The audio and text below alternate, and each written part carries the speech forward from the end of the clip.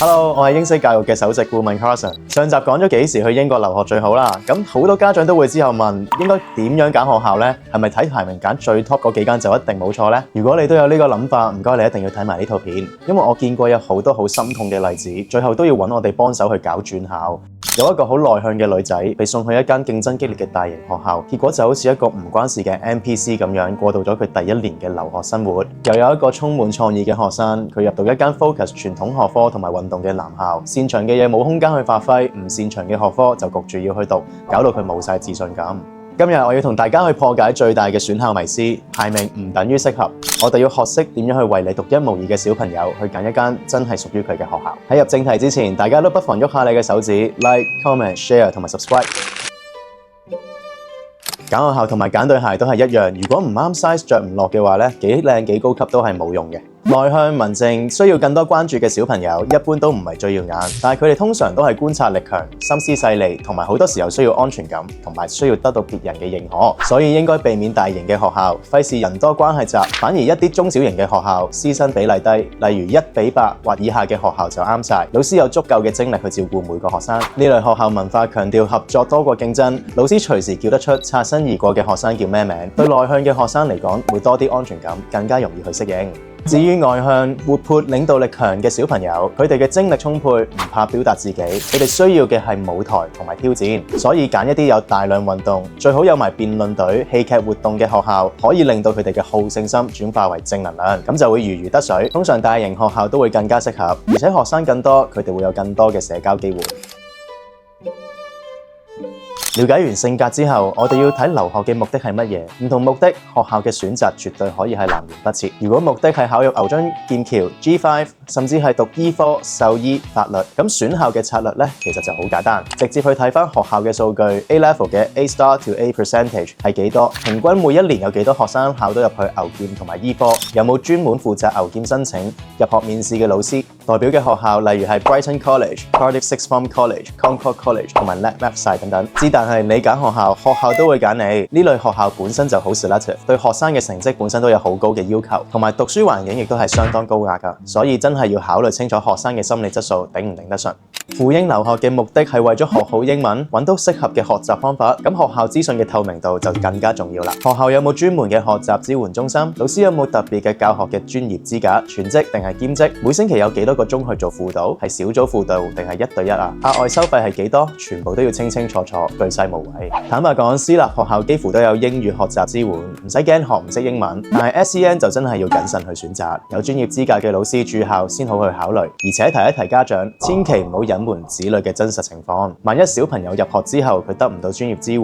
陷入咗困境之餘，仲有可能會因為隱瞞而被要求退學，隨時搞到有心理陰影。明白有啲學生喺香港唔中意讀書，或者成績麻麻地，所以家長安排佢哋去英國，希望轉換下環境會有改善。咁樣喺選校方面就要避開嗰啲公開考試成績耀眼同埋氣氛高壓嘅考試工廠，應該將目光放喺強調全人教育、高增值度 value added 嘅學校。呢啲學校唔係頂尖，但係一啲都唔差。公開試成績通常有30至50% 左右 A star to A。諗下，本來喺香港唔中意讀書嘅學生，去到英國讀到一間50% A star to A 嘅學校，成個前路即刻都有翻盼望。而且比起靠篩選，淨係收本來已經係 A 級學生嘅學校，呢類全人教育 value added 嘅學校性價比更高。一來收生佢冇咁揀擇，二來學校擅長將一個 C 級學生推到去 B 級或者更高嘅 A 級，加上學校重視課外活動，學生有一個更加精彩嘅留學體驗之餘咧，升學亦都有一定嘅保障。我參觀過好多英國嘅學校 value added 學校嘅學生咧，性格性情通常都比較開朗自然，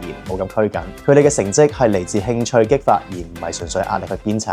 希望發揮音樂同埋運動天賦嘅同學仔喺選校方面其實係更有優勢，可以選擇嘅學校種類多啲，報考成功嘅機會亦都大啲，學費同時仲會再平啲添。唔少公學或者傳統名校都有自己嘅 Cathedral 同埋 Chapel、Uppingham School、Cheltenham College、Bedford School、Arundel School 同埋 Wells Cathedral School 等等，都需要招攬一啲音樂人去幫佢哋做 service。如是者，學校嚟香港招生嘅時候，會強調有音樂才華優先考慮，甚至直接搞個 music audition， 表現優異仲會派埋獎學金俾你去入到。呢個時候，你需要考慮嘅就係學校有冇 music school 可以提供持續並且專業嘅音樂培訓，學校有幾多個公開演出嘅機會，畢業生可以繼續去進修音樂嘅數據等等。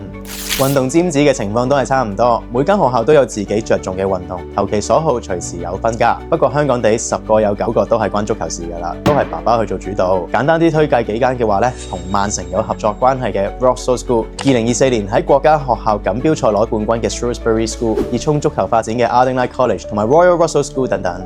憑經驗去分享，大學繼續進修音樂，畢業去從事音樂嘅例子唔少，但係香港留學生最後成為運動員嘅例子就屈指可數。向好嘅方面去睇，因為英國學習環境而成績好咗，最後升讀埋大學嘅大有人在。出國留學對於一個家庭嚟講，的確係一筆好大嘅投資。我哋明白俾錢嘅係家長，但係同時都提醒家長，實際用家係小朋友。當家長嘅期望同埋仔女嘅合適存在衝突，陷入選擇困難嘅時候，我哋會簡單比喻為一間令小朋友喊嘅名校，定係一間令仔女去笑嘅普通學校呢？當然最理想嘅做法就係揾到個最佳平衡點，而唔係單方面去硬食。所以當你再睇學校排名榜同埋學校嘅公開試數據有幾多個 A star 嘅時候，請你停一停，諗一諗，仔女嘅性格喺呢間學校係咪開心，定係會窒息呢？鑑於仔女現階段嘅能力，再諗下安排佢留學嘅目的 make 唔 make sense？ 間學校又係咪真係幫到手？坦白講，好難要求一間運動強校能夠保證幫到學生考入醫科，亦都唔可以指望一間個個星期有測驗、學術壓力高強度嘅名校會花大量資源去安排豐富多彩嘅課外活動。